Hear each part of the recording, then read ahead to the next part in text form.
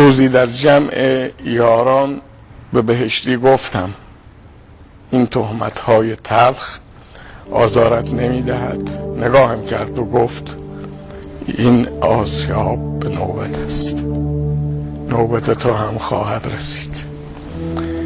چقدر این روزها بی شما سخت می‌گذرد دوستان.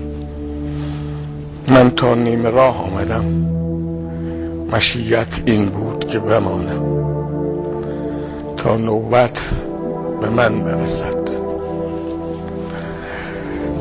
تا در سنگ زیر و بالای آسیاب صدای شکستنهای خود را بشنوم و بچشم. دلم که میگیرد گاهی یاد امام آرامم می‌کند.